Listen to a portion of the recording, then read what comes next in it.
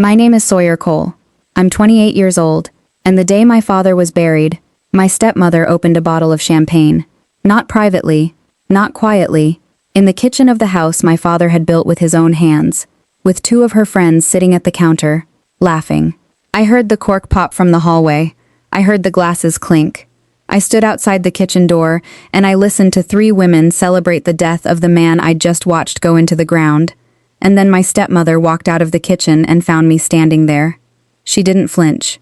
She looked at me the way she'd been looking at me for 6 years, like I was a problem she'd been waiting to solve. "I've been thinking," she said, "and I'd like you out of this house by the end of the week." She smiled, tilted her glass toward me like a toast. "Take whatever was in your room. The rest stays." I looked at her, at the champagne, at the smile that had been there for 6 years, patient and waiting, and absolutely certain it had already won. "The will reading is Thursday," I said. She shrugged. "I know what the will says." She didn't. Not even close. Before we go on, drop a comment and tell me where you're watching from. I read every single one. Now let me take you back to where this all started. Because to understand what happened on Thursday in that lawyer's office, you need to understand 6 years of a woman who thought she knew everything about my father's life, and understood almost nothing. My father's name was Thomas Cole. He was 61 years old when he died, which is too young by any honest accounting, and he spent those 61 years building things. Not metaphorically, literally. He was a contractor.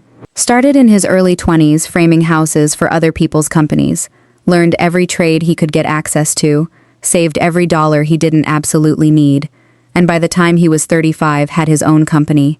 Cole Construction. Custom homes, mostly. High-end residential work in and around Clearbrook and the surrounding communities. He built the kind of houses that get photographed for magazines. Houses with bones. Houses that, as he always said, would still be standing when everyone who built them was long gone. He was proud of that. Quietly. He didn't brag about it. He just built things well and let the work speak. My father was like that about most things. Let the work speak. Let the results be the statement. Don't announce what you're going to do. Do it. My mother died when I was 9. Cancer. 18 months from diagnosis to the end. I remember that period in the particular fragmented way children remember hard things. Pieces. Impressions. The smell of the hospital. My father's face when he thought I wasn't looking. The day he came home from the hospital alone and sat in the driveway in his truck for 45 minutes before he came inside. I watched him from the upstairs window. He just sat there. A big man who built houses and didn't cry in front of his child, sitting in a truck in his own driveway, taking the time he needed before he came in, and made dinner, and helped me with homework, and pretended everything was going to be okay, until it actually was. We were close, my father and I. Differently than most fathers and children, maybe. He wasn't demonstrative, wasn't the kind of dad who talked about his feelings or said I love you every day. But he showed up. Every school event, every Saturday morning at job sites showing me what he was building and why and how. Every question I had about anything answered with his full attention, even when he was tired, even when he had things on his mind. He was present. And presence, I've come to understand, is the most important thing a parent can offer. He was present. For 6 years after my mother died, it was just us. Me and my father in the house he'd built himself on a 3-acre lot in Clearbrook. A 4-bedroom craftsman with exposed beam ceilings and a porch that wrapped around 2 sides and a workshop behind the house, where he spent evenings on personal projects. He never seemed lonely, or if he was, he handled it the way he handled everything. Got up, gotta work, let the work carry him forward. I thought that was who he was. A man who didn't need anyone else. I was wrong about that. Turns out he just hadn't found anyone yet. He met Renata 6 years ago, at a fundraiser for the Clearbrook Community Arts Center. She was 46 then, attractive in a put-together way, the kind of woman who made very specific choices about how she appeared to the world and never let you see her undecided about any of it. She'd been married once before, no children, worked in event planning, which explained the fundraiser and also explained a great deal about her general approach to life. Events that look perfect on the outside, details controlled to the millimeter. Guests managed, outcomes curated. She applied the same philosophy to everything, including my father. I want to be careful here, because my first impression of Renata was not negative.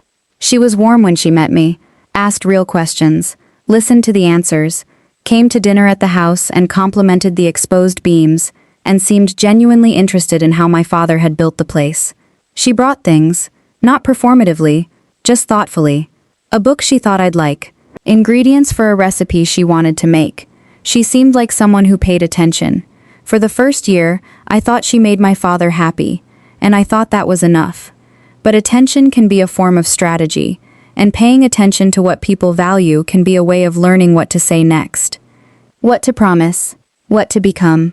I understand that now in a way I didn't then, because I was watching a man who had been alone for 6 years and was ready to not be alone anymore. And I was 22 and in my last year of college, and not watching as closely as I should have been. By the time I started paying real attention, the wedding was already planned. They got married when I'd been out of college for 8 months. Small ceremony. The house in Clearbrook, the backyard, 60 people. Renata's friends, and a few of her family members who traveled in from somewhere I've since forgotten.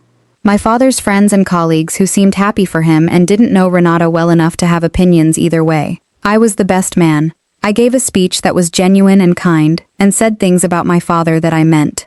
Renata's smile during the speech was the smile I'd come to recognize over the following years. Controlled, patient, positioned. Not a smile of joy, a smile of arrival, of having gotten somewhere she'd been trying to get. The shift was gradual. That's the thing about gradual shifts. They're hard to identify in real time. You don't notice the temperature dropping 1 degree at a time. You just notice one day that you're cold. Over the first year of their marriage, Renata began making changes to the house. Small ones at first. Furniture she said was dated, colors she wanted to update, things that were technically reasonable and individually innocuous. My father went along with them because he built houses for a living and didn't care particularly about what color the throw pillows were. But underneath the small changes was a larger project, the systematic removal of everything that had been there before her, the photographs, the pieces of furniture my mother had picked out. The curtains in the kitchen my father had never changed because my mother had sewn them herself from fabric she'd bought at a market in the city. Gone, replaced, updated, improved. A house that had been built and lived in and loved was becoming a stage set for the version of life Renata had decided to curate. I said something once, early on, about the curtains specifically. Renata listened with the expression of a woman who was very practiced at appearing to consider feedback she had already decided to dismiss. Of course you have feelings about this, Sawyer. You grew up here. Change is hard. But this is my home now too. I hope you can understand. It was perfectly said, made me feel unreasonable for bringing it up, made the curtains about my inability to accept change rather than about the deliberate removal of every trace of a life lived before her arrival. I learned not to say things. I learned to watch instead. My father noticed less than I did, or noticed differently. He was working, always working. The company had grown and the projects had gotten bigger, and the administrative load had expanded to match. He trusted Renata to handle the house because the house had always been a secondary priority for him. He built houses. Living in one was just the practical continuation of the same work. He didn't need it to be any particular way. So Renata made it her particular way, and my father came home to a clean dinner and a managed household and didn't ask what had changed because he hadn't been paying close enough attention to know what was gone. If you've ever watched someone quietly erase your history while everyone around them called it decorating, drop a comment. Year 2 of their marriage, Renata began managing access. Not dramatically, subtly. If I called my father, she answered the phone at home and said he was busy, and she'd have him call me back. He often didn't call back, and when I asked him about it later, he said he hadn't gotten the message. If I planned to visit, there was often a scheduling conflict she'd mention after I'd already made plans. The house was being repainted. They had guests that weekend.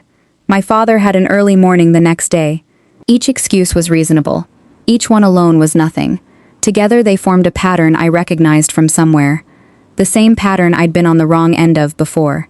A gatekeeper, a manager, a person who decided what other people knew and when they knew it. By year 3, I was visiting less. Not because I wanted to, because every visit felt like something I was imposing on. I started meeting my father for lunch downtown, instead of at the house. One-on-ones. No, Renata, those lunches were the best version of us. He talked about what he was building. I talked about what I was learning. We ate sandwiches at a place in Millbrook that had been there since before I was born, and he always paid, even though I could afford my own lunch by then, and he said that fathers paid for lunch, and that was final. I looked forward to those lunches more than I've ever admitted to anyone. They were the one space that was just us. The one thing she hadn't managed yet. Year 4, my father got sick. Not dramatically. He mentioned it at lunch one Tuesday. I've been having some chest tightness. The doctor wants to run some tests. What kind of tests? Heart stuff. I'm fine, I just have to go in. He was not fine. The tests came back with things in them that meant more tests. More tests meant a cardiologist. A cardiologist meant a diagnosis. He called me when the diagnosis came in. Not from the house. From his truck. Parked somewhere I didn't know. He called me first. Not Renata. Me. It's serious, he said. How serious? Serious enough that I have some things to take care of. Things like what? Things. Don't worry. I've already started.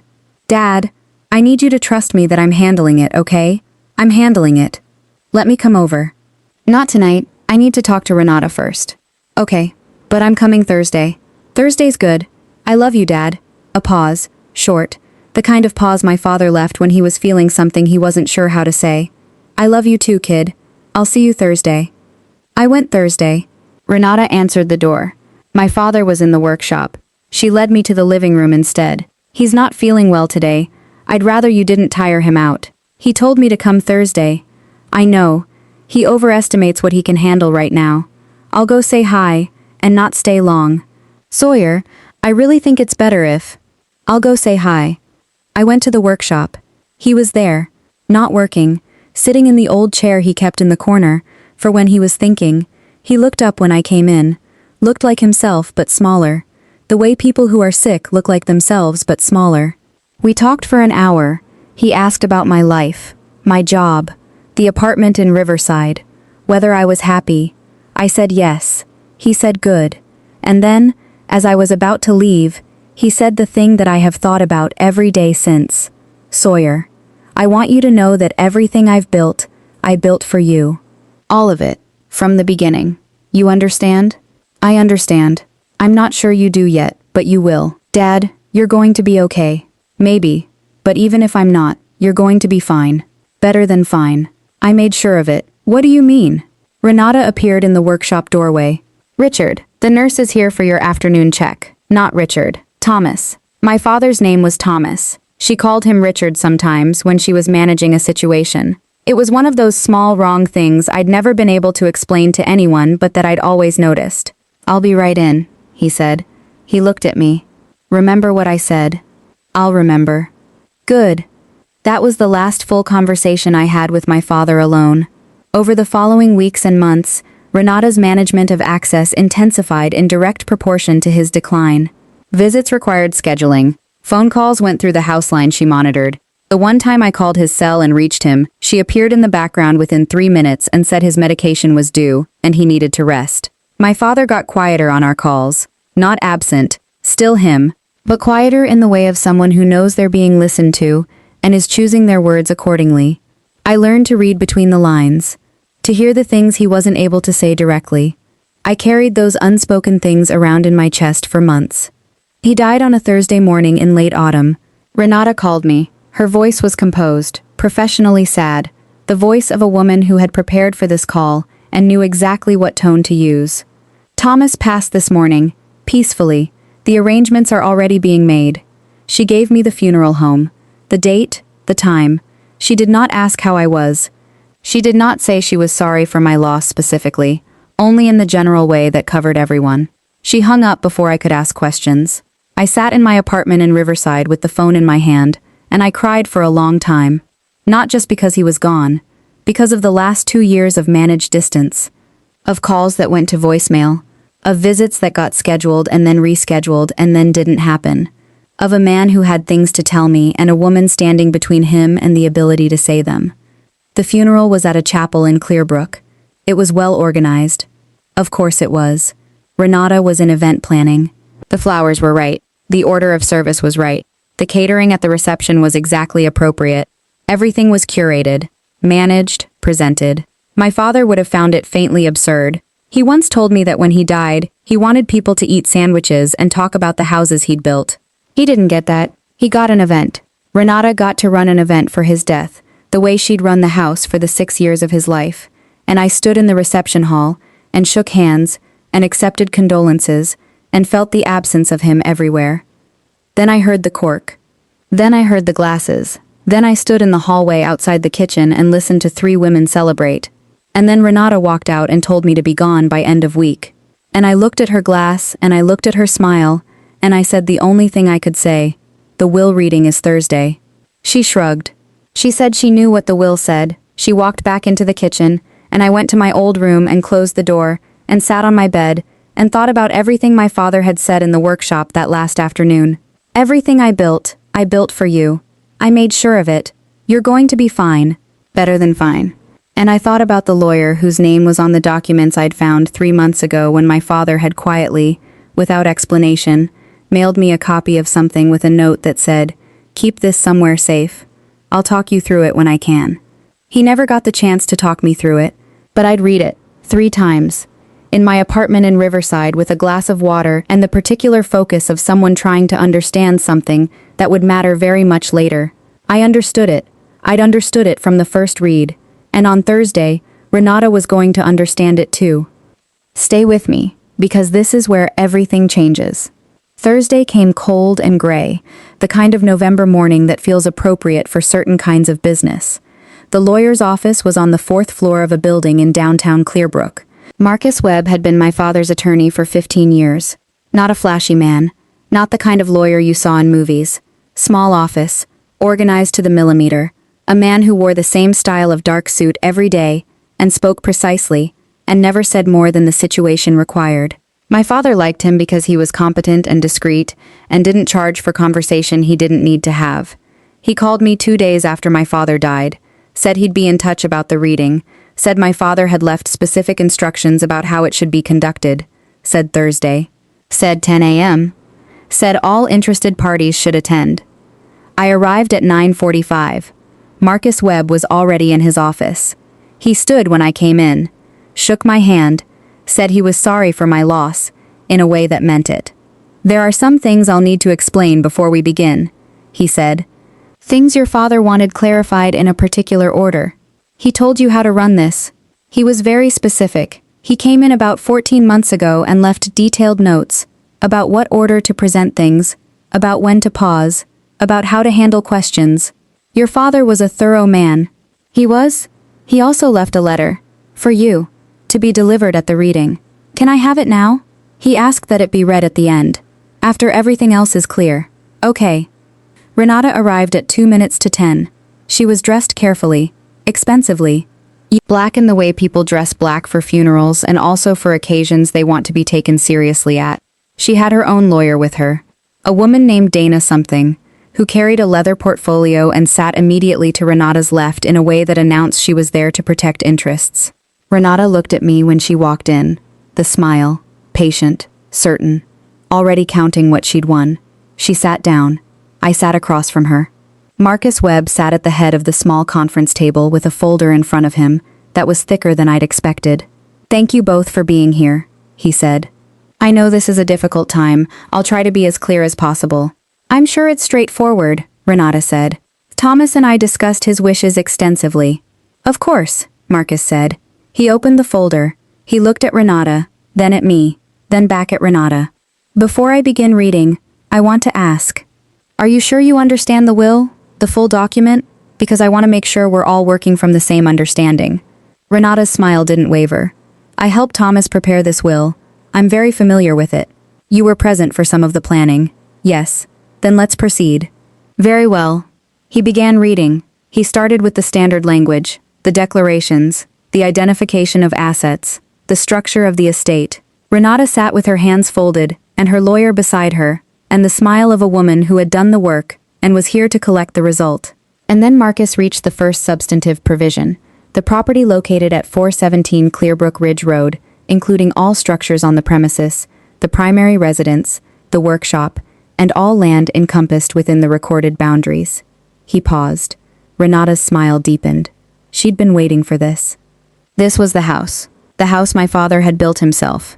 The house she'd spent 6 years redecorating and managing and treating as her own stage set. This was what she'd been planning for. This was the win. Marcus continued. This property, along with all structures and land, is bequeathed in its entirety to Sawyer Thomas Cole. The smile disappeared. Not gradually, not slowly, like a light being switched off. 1 second it was there, the next it wasn't. She looked at Marcus. Excuse me? The property at 417 Clearbrook Ridge Road is left to Sawyer Cole. That's not... She stopped. Looked at her lawyer. Her lawyer was writing something on a notepad. Dana something, the leather portfolio woman, was writing without looking up. Renata looked back at Marcus. There's been a mistake. There's no mistake. I was his wife. The house goes to the surviving spouse. That's how estates work. In some cases, in this case, your husband left specific instructions. The property goes to his son. Can she contest that? Her lawyer looked up. There are grounds to explore. Let him finish reading, I said. It was the first thing I'd said since we sat down. Renata looked at me. Something was moving in her face that wasn't the smile. Something less controlled. There's more, Marcus said. He looked at Renata with the particular neutrality of a man who has delivered difficult news before and knows the most important thing is to keep going. Are you ready to continue? She sat back. Arms crossed now, jaw tight. The composed event planner was still in there, but it was working harder than usual. Continue. Marcus continued. He moved through the personal property. The vehicle registered to Thomas Cole went to Sawyer Cole. The tools and equipment in the workshop went to Sawyer Cole. The personal collection of architectural books and professional references went to Sawyer Cole. Each item, each thing my father had built or bought or accumulated over 61 years of deliberate living, going to me. And with each one, Renata got more still. The stillness of a person recalculating. The stillness of a woman who thought she knew exactly what was in this document and was being informed, line by line, that she did not. Now, Marcus said, I want to address the financial assets. He turned a page. The investment accounts held in the name of Thomas Richard Cole. Renata straightened. This was what she'd been waiting for. Even if the house had gone another way, even if the property was lost, there were accounts. Substantial accounts. My father had been working for 35 years and living carefully and building a business that made real money. The accounts existed. Renata had seen references to them, knew they were there. She was recalibrating. Property was one thing, liquid assets were another. The investment portfolio, currently valued at approximately $4.3 million. Renata's lawyer leaned forward. Is bequeathed in full to Sawyer Thomas Cole. The lawyer sat back. Also, Marcus continued before Renata could speak, the business interests held in Cole Construction LLC, including all ownership stakes, client contracts, equipment holdings, and intellectual property, valued at approximately $2.8 million at the most recent assessment, are bequeathed to Sawyer Thomas Cole. Renata's lawyer put down her pen, not because she'd stopped paying attention, because there was nothing left to write down in the column she'd been filling, the column that was supposed to be Renata's. Is there anything, Renata said, and her voice was controlled but barely, anything in that document that goes to me? Marcus looked at her steadily. There is one provision for you. What? Your husband left you the contents of the joint checking account, as of the date of his passing. The current balance is $12,400. The sound Renata made was not a word. It was something that started like a word and collapsed before it arrived. 12,000 and some change. Yes. He had $7 million in assets. Closer to 7.1. Yes. And he left me $12,000. And some change. Why? I believe the letter to your stepson will explain some of that. There are also notes your husband left for me to share verbally. He anticipated this meeting might raise questions. If there is anyone watching this who has witnessed the moment a person realizes they had less power than they believed, tell me in the comments. Because I have never watched anything like what happened in that room. Renata sat across from me at that conference table, and she seemed to shrink inside the expensive black dress. Not dramatically, not with tears or shouting, she just became smaller. The posture she'd held for 6 years, the posture of a woman who knew what was coming and was prepared for it, collapsed into something else. a person who had calculated wrong, who had managed and maneuvered and positioned herself at the center of a story, and found out she was a character with almost no lines. Her lawyer said things, asked about grounds for contesting. Marcus listened, and responded with the patience of a man who had been waiting for this exact conversation and prepared for it accordingly. My father had been assessed by 2 physicians 18 months before his death and found to be in full cognitive capacity. The will had been updated 14 months ago, after the diagnosis, but in full health. The estate planning documents were complete and in order. There was a specific clause in the will, Marcus explained, that if any provision was contested, and the contest failed, the contesting party would forfeit the $12,000 as well. He included that, Renata said. Yes. He thought of everything. He was a thorough man. She looked at me for the first time since the smile had disappeared. Really looked. Not the managing look. Not the positioned look. Something stripped of all that. Did you know? Not until he mailed me something 3 months ago. What did he mail you? A summary, with a note. What did the note say? That he'd talk me through it when he could. She closed her eyes. He never told me. No, he let me believe. Yes. For months. While he was sick. Yes. Marcus cleared his throat gently. There is the letter, if you'd like me to read it now. I nodded. He reached into the folder and produced an envelope, sealed.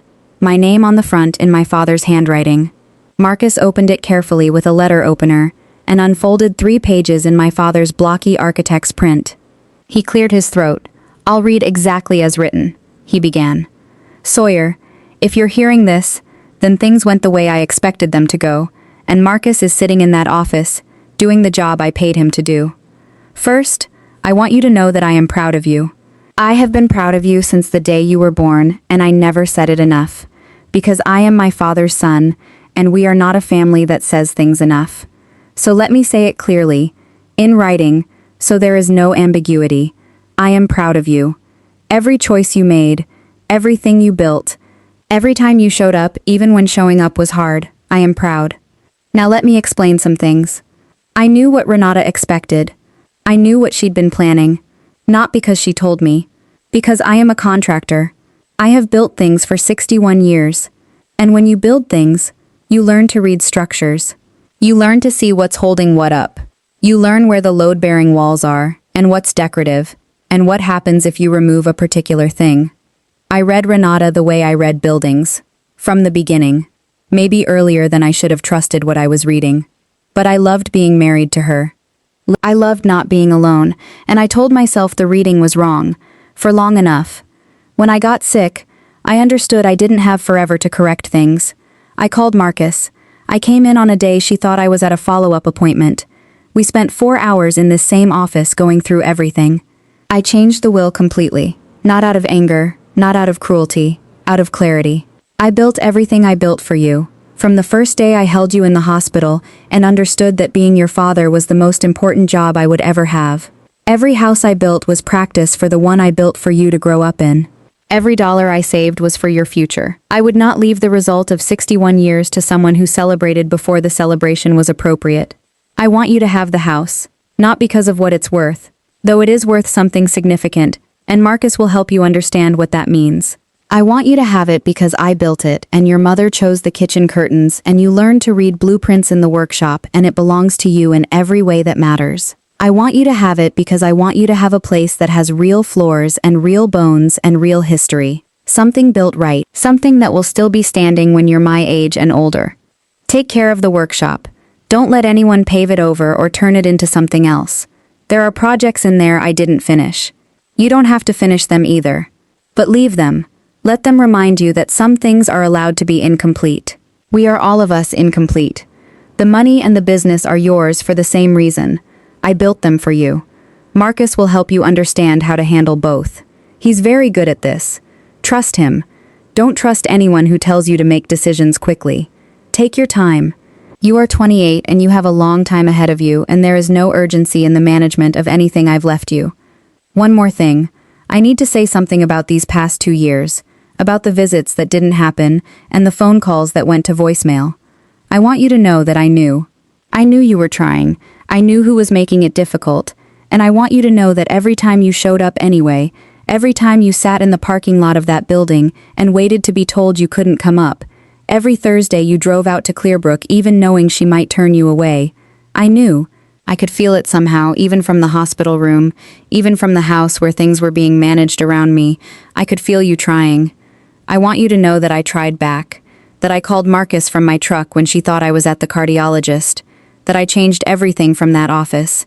That the last real act of my life, the thing I did with my full will and my full mind when I still had both, was make sure you were taken care of. You are taken care of. You are always going to be. Go build something, kid. I love you. Thomas Cole. Marcus folded the letter and placed it on the table in front of me. The room was very quiet. Renata was looking at her hands. Her lawyer had her portfolio closed. Whatever she'd come in here expecting to protect was gone, and they both knew it. I looked at the letter in Marcus's hands. At my father's name signed at the bottom. At 61 years of a thorough man making sure the thing he built most carefully was the most protected thing he left. What happens now? I asked Marcus. He looked at me steadily. Whatever you'd like. The estate transfers to you. The house is yours as of today. The accounts will take a few weeks to process. The business has a management team in place that has already been briefed. My father briefed them? 14 months ago. Everyone at Cole Construction has known for over a year that you would be taking ownership. They've been preparing. He planned all of this 14 months ago. I looked at Renata. How long do you need? She looked up. What? To move out. I'm not throwing you out today, but the house is mine. How long do you need? She was quiet for a long moment. 2 months? 2 months? Take your things. The furniture you brought in? Whatever is yours personally. The curtains in the kitchen. Take them. She nodded. Her lawyer stood. They left without another word. I sat at the table with Marcus Webb, and the letter, and the particular silence that follows something large and long expected, finally arriving. 3 months later, I moved into the house in Clearbrook. I moved slowly, deliberately, bought nothing for the first month except what I needed to sleep and eat, walked through the rooms, got to know the place again, the way the morning light came through the east windows, the way the floors sounded in different weather, the way the workshop smelled when it was cold outside and I'd been in there long enough to warm it up with the work itself. My father's unfinished projects were still on the benches, a cabinet he'd been building, a small table with the joinery half done, a chair he'd never gotten back to. I left them exactly where they were, the way he'd asked. He said leave them, let them remind you. So I left them, and they reminded me every day. Renata's curtains were gone from the kitchen. I bought fabric at a market in the city. Nothing specific, nothing that matched anything I remembered, just something I liked. I put them up myself, badly, because I am not my father's equal with that kind of work, but I can learn. The kitchen looked right with them, not perfect, not curated, just lived in, just real. Marcus sent me the final estate documents in December, $7.1 million in total assets, a house my father had built with his own hands, a business that had his name on it, and 53 employees who showed up Monday morning the same way they always had, because the work didn't stop. I went to the Cole Construction office the first Monday of January, introduced myself to people who already knew who I was, shook hands, listened more than I talked, let the work speak, the way my father had taught me, let the results be the statement. I run the company now, not perfectly. I have a long way to go before I'm half the contractor my father was, but I show up every day. I ask questions, I learn things. I walk job sites on Saturday mornings the way he used to, and I stand in the frames of houses being built, and I think about how every house is going to outlast everyone who built it. My father built houses that are still standing. He built a company that's still running. He built a life that turned out to matter more than anyone watching from the outside would have guessed. And he built the thing I carry around with me every day, the knowledge that I was protected. That while I was sitting in parking lots waiting to be turned away and meeting him for sandwiches in Millbrook because it was the one space she hadn't managed yet, he was in a lawyer's office on the other side of the city making something permanent, making sure, being thorough in the way he was always thorough, letting the results speak. He called Marcus from his truck. He changed everything from that office. The last real act of his life was making sure I was okay. And I am. I really am. Someone watching this right now has lost someone who loved them more carefully than they knew. Someone who made decisions in private to protect what they cared about most. If you've ever found out too late or just in time how thoroughly someone had your back, tell me in the comments. Tell me what they left you. Not just the objects, what they actually left you. Because my father left me a house and a company and $7 million, and none of that is what I think about when I'm in the workshop at night with his unfinished cabinet on the bench. What I think about is, every Thursday I drove to Clearbrook and he could feel me trying, and he tried back, from his truck, from Marcus Webb's office, from every careful decision he made when no one was watching. He tried back, and in the end, it was enough. More than enough. If this story reached you today, tell me in the comments. Tell me about the person who had your back when you didn't know it. I read every single one,